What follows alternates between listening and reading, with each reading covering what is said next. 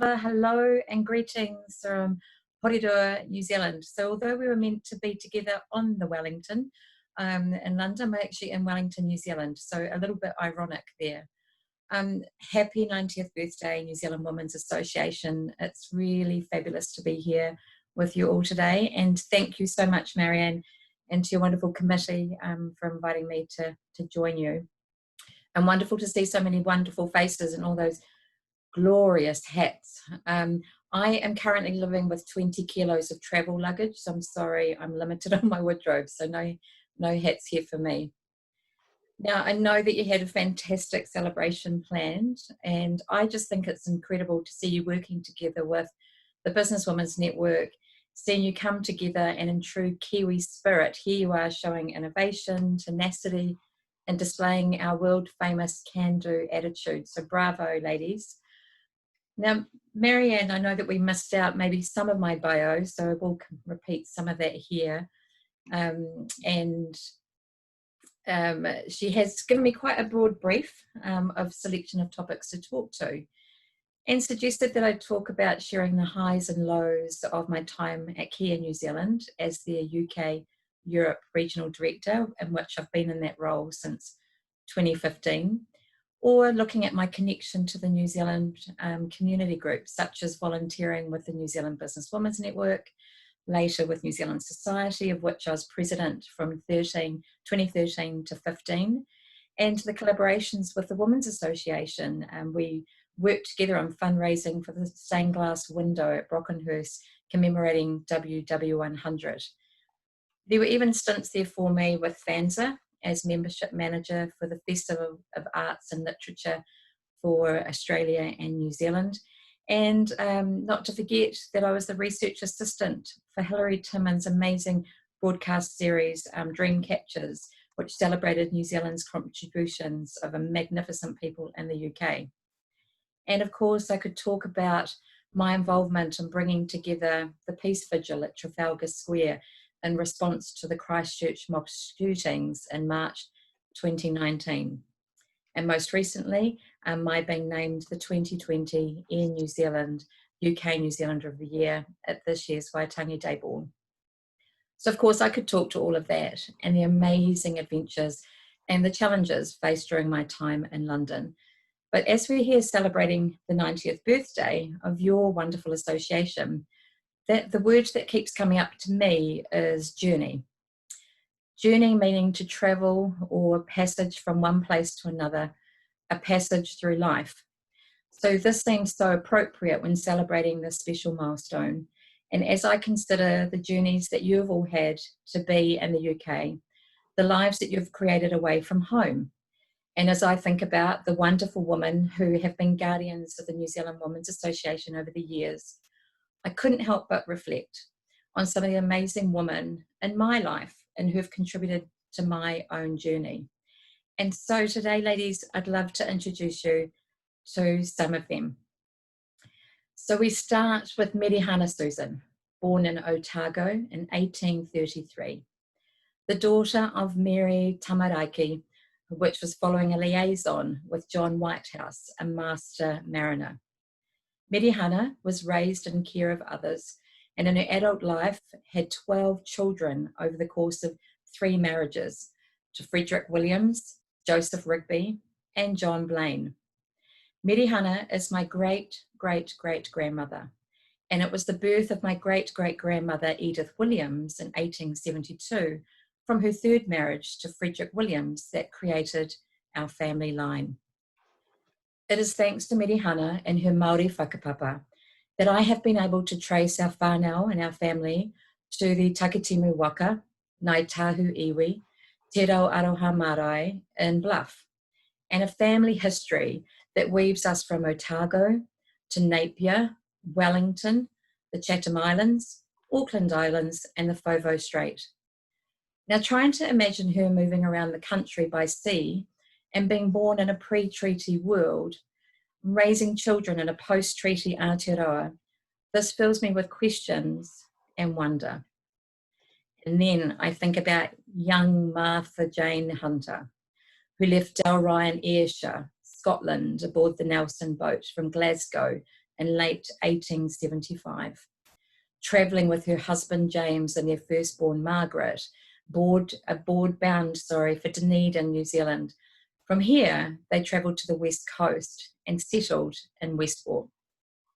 Now, anyone who's travelled across Arthur's Pass in modern times will be filled, like me, in awe, thinking about our families who arrived in a forming nation. My great-great-grandparents went on to create a family of 8, and one of my family members recounts their visits to them, saying that Martha was an industrious lady, always impeccably presented and ready to host people and turn out feasts of fresh hot pikelets and oatcakes or haggis from the griddle. And thinking about then immigration and a changing nation, this brings me to my incredibly strong and loving paternal grandmother, Elizabeth Catalina So'a Thompson, who was born in 1920 to So'a Nasolo and Josefina. Elizabeth immigrated from Apia, Samoa to New Zealand in 1950. Settling in Porirua, a talented seamstress, she held roles at Bond's Hosiery and Hills Hats. And having recently visited Samoa myself for the first time, I stopped to think about the journey my grandmother took in a post-war era to start a new life. And lastly, I pay homage to Ethel Maud Bearsley, née Sutton, who was born in Birmingham. Ethel and her husband, Arthur Cyril, immigrated to New Zealand, making a home for themselves in Hamilton. It's because of Ethel that my husband, their grandson, was able to apply for an ancestry visa back in 2005. Embarking on a journey which was only meant to last 4 years, my husband, daughter and I ventured by air, not sea, to a land where many of our ancestors had left. And 15 years later, we look back on career highlights, life and travel experiences that were unexpected and magical, friendships in both hemispheres and moments in time that we will treasure forever. And through my time in London, I have developed rich friendships with incredible women, and I could spend hours pointing out each one and all that they have contributed to my life. So it's important, I think, to reflect on the lives which have come before us, those who contributed to us being, their unique journeys, and the decisions that they made, and the global events which attributed to their decisions to move or immigrate. So in March this year, I found myself in lockdown in New Zealand whilst on a 6-week round the world tour. It was my first empty nester holiday, and we only made it halfway. Now, fortunately, I'm with my family.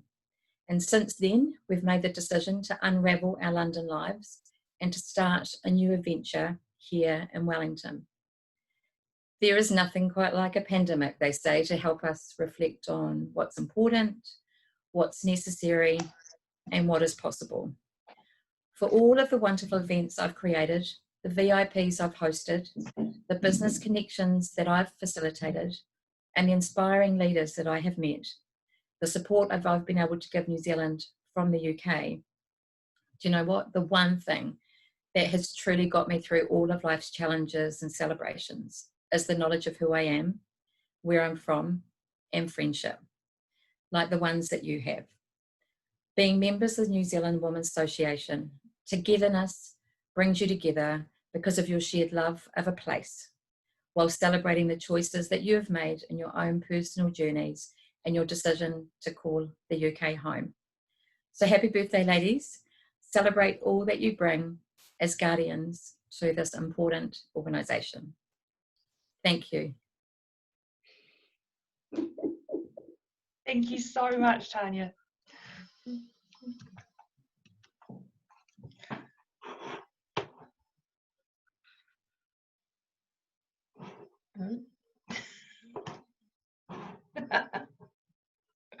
Sorry, I've got to find Marianne now. There's a lot of faces. Marianne, can you wave for me so I can find you?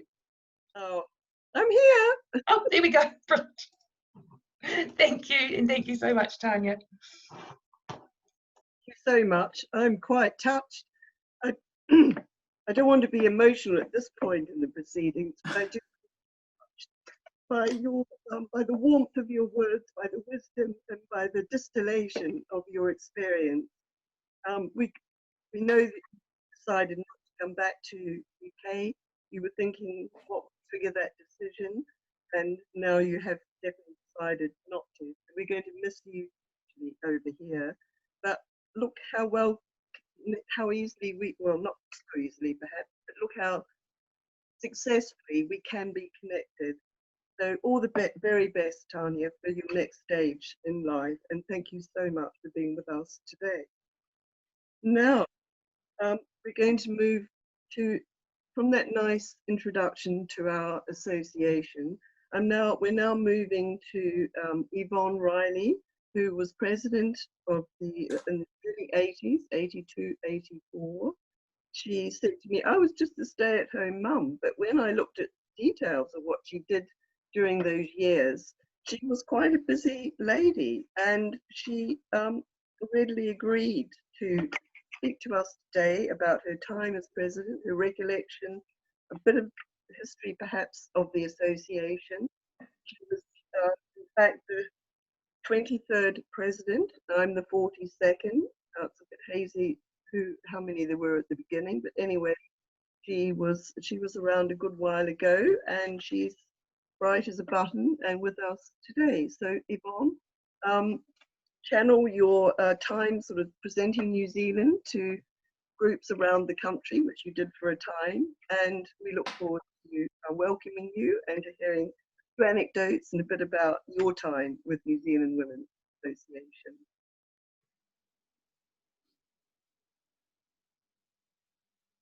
Can't hear you.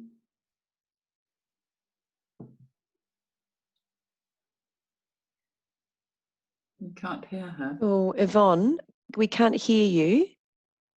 Oh. She on mute? She's not on mute, and I'm wondering if it's the same problem as we had with Tania. Oh, no.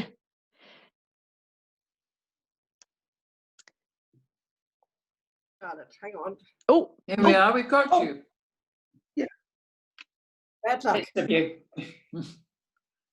oh. There we Oh go. no, sorry, it seems to be coming and going, Yvonne. Oh, bear with us. We have a. We might ask people to. I think everyone else is muted, so that's good. We had an issue before. We had to ask Tania to log out and come back in again. I'm wondering whether or not you might need to do that for Yvonne. We'll.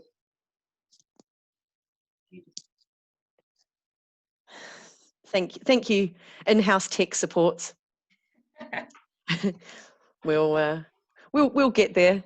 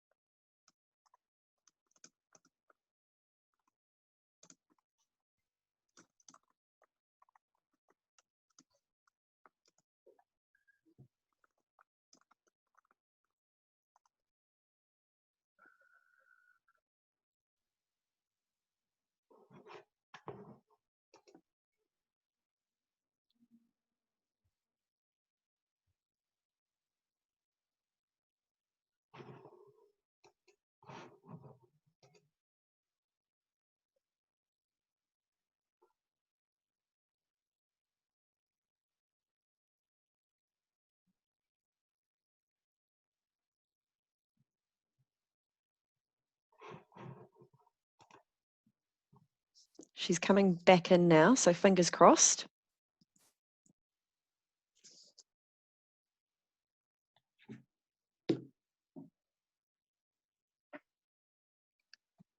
You are on mute, Yvonne. Unmute, Oh, keep talking, Yvonne. unmute myself. Yeah. We can hear you. Is that it? Is that better? Yes. Yes. Good, good, good. Thank you. Thank you very much, Charlotte. It's probably bad luck you've got me back, but you've got me back. I started just to say thank you to Tania. I thought it was very interesting hearing about all those, the families and the various places they'd come to. It was a really interesting talk because most of us have got ancestry outside of New Zealand and inside New Zealand.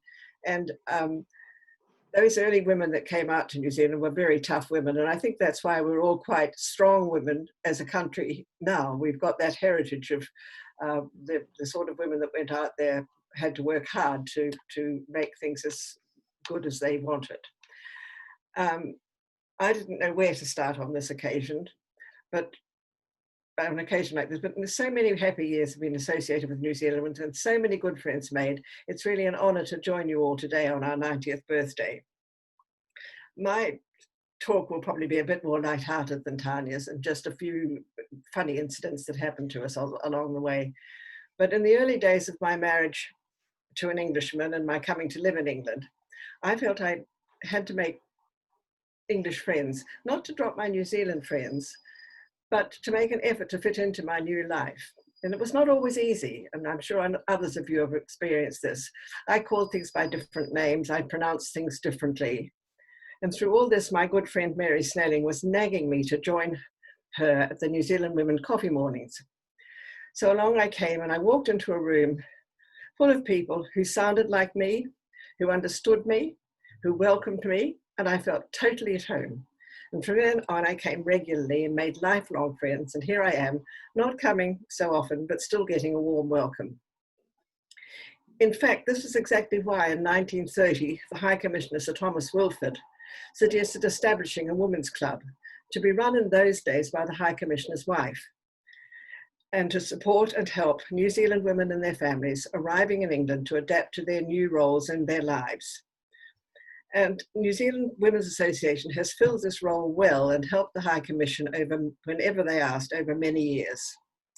Over the years, the association has evolved and grown, providing an important social environment, yet continuing to fill its original objectives.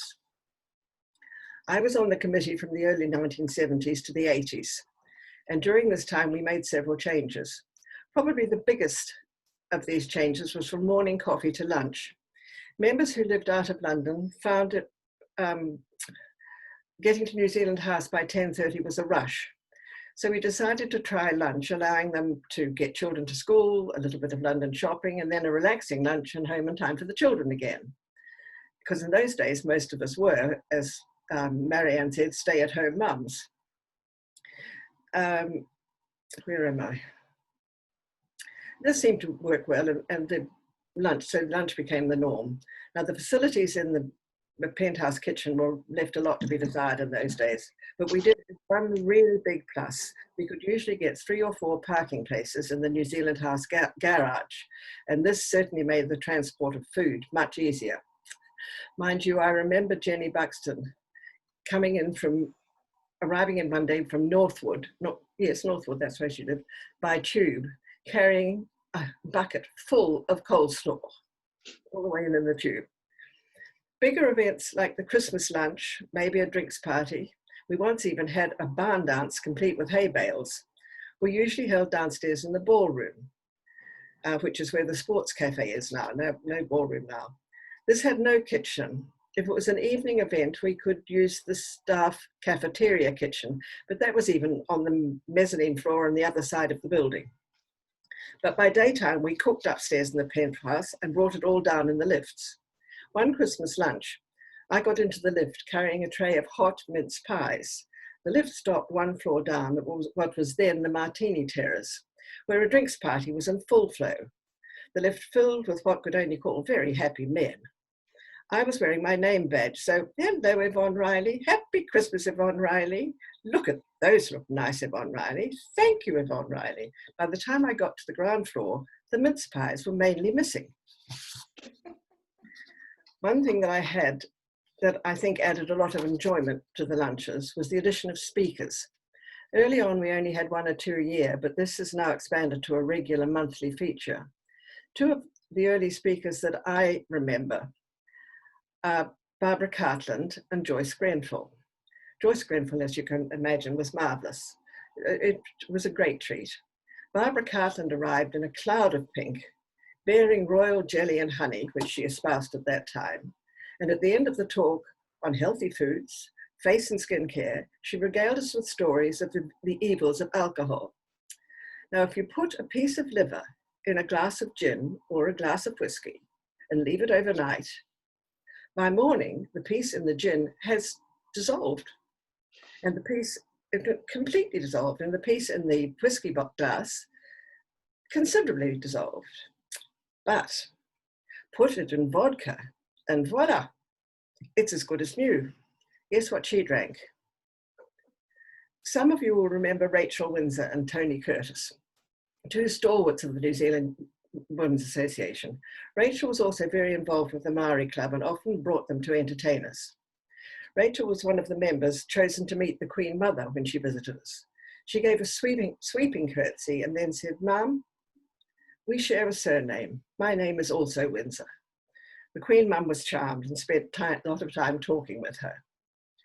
Sometimes when we were holding evening events, we co-opted our teenage children to come and help with serve, etc. As mine also got involved with Kensington Save the Children Fund, the novelty began to wear a bit thin. So one night, I wasn't getting the enthusiasm I was looking for from Mary Snelling's Kate and my Charlotte, who you've just met, but she was a lot younger then. Now, there was at this time a program on the television called The Persuaders, starring Roger Moore and Tony Curtis. And Kate and Charlotte had a crush on Tony Curtis. So I told them Tony Curtis was coming to our event. Wasn't a lie. She was coming. It was just all in the spelling. They came, but I don't think they've forgiven me yet. Mary Weston was the first woman chairman of the New Zealand Society, and a couple of years later, I was the second. My claim to fame came when I was invited to the Girdlers Company annual black tie dinner, a dinner for men only in those days. But the chairman of the New Zealand Society was always an honoured guest and usually made a speech. Shock horror, the chairman was a woman. The master insisted against the wishes of many of the members of the company that I be invited. I knew him quite well, so I said, "If it's causing trouble, I won't go." But he was adamant that it was time things changed. We didn't push it too far. The High Commissioner, Bryce Harland, spoke instead. But I became the first woman in 600 years to attend the Girdlers dinner. I was the only woman in the room. Even the waiting staff were all male. And now look at it. Women with the New Zealand Society, and they chairman all the time and going to all sorts of, and Girdlers have all sorts of people at their dinners. Another New Zealand Society story to finish. When Brian Shaw was chairman of the Society, Jenny Buxton and I offered to do the flowers at the Society dinner to be held that year at the Mansion House. Thinking mainly table flowers and a big arrangement on the top of the stairs as you enter the Mansion House, we thought, fine, we can do that. We spent the day before picking masses of greenery from Jenny's garden, and we're up to Covent Garden up at the crack of dawn the next morning, packed up the cars and into the city. Got to the Mansion House and found no urn on the staircase plinth. Of course, florists take everything with them. Well, Mary Weston has an urn. You get onto the table flowers, Jenny, and I'll go to Kensington and get Mary's urn. I get there and find the urn is plastic. Not to worry. We have plenty of greenery to disguise it well. I get back to the Mansion House, unload, only to discover that the urn is bottomless. Luckily, I brought some of the flowers in a bucket. And again, luckily, the bucket fits in the urn. But it's not any old bucket. It's my old nappy bucket. So 2 New Zealand Women's Association women must, I feel sure, be the only people who have ever arranged flowers at the Mansion House in a bottomless plastic bucket, a bottomless plastic urn and an old nappy bucket. Thank you.